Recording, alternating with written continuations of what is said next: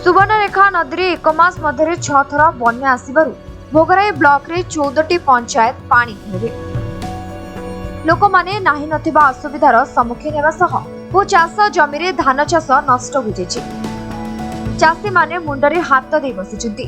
बन्या घेରରେ थिबा लोकंक सहित भेट होई भोगराई विधायक गौतम बुद्ध दास विभिन्न समस्या सुनिबा सहित नष्ट होइतिबा चाषर चाषी मानकु क्षतिपूरण प्रदान सांगकु बन्यारे पीड़ित थिबा लोकमानकु रंधा खाद्य एवं रिलीफ चाउल जोगाण निमंते सरकार निकटरे दाबी करछन्ति।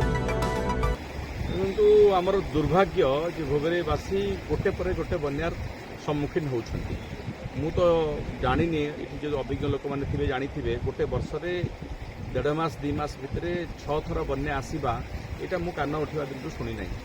ए बन्यार कारण भी आमे नु बन्यार कारण होछि झारखंड रे वर्षा हबो आ बन्या पानी सेटु डैम रे बन्या पानी को छडा जिवो आ एठी आमे बुझु ए भली दुर्भाग्यजनक घटना भोगरेवासींकर गोटे देहस्वा हो गलानी।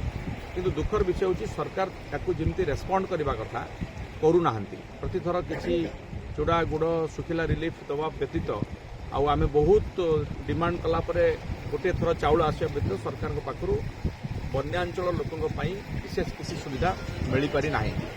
वर्तमान स्थिति यह है चाष संपूर्ण उजुड़ी गला। या पूर्व चाष उजुड़ी जो झोट चाष ये करती एटिकार चाषी मैंने परिवा चाष करती संपूर्ण उजुड़ी जाता। केतबेले आमे कहिथिलु धान से तली पकईले बुड़ी जाता। बहु कष्ट 5 थर बन्या पर किसी लोक वेस्ट बेंगल रु मयूरभंज रु धान तली आणिक रोईथिले एवं गछ भी किसी आगे चाष आगे किंतु ए बन्या संपूर्ण धोई जाइए। तेणु सरकार पाखे आम दाबी रखू सरकार इमिडिएटली जेतोटी पंचायत बन्या क्षतिग्रस्त होची तार सर्वे करंतु।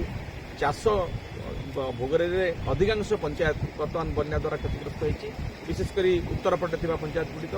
तेणु तार आकलन करा जाऊ एवं चाषी मानकु पूर्ण क्षतिपूरण दबार व्यवस्था करा जाऊ। ये प्रथम दाबी रहिबो एवं आउ थरे लोकंकु चाउल दबार व्यवस्था करा जाऊ। 6 थर बन्यारे जदि थरे मात्र चाउल दैछंती आउ थरे तो चाउल दबा तांकर कर्तव्य।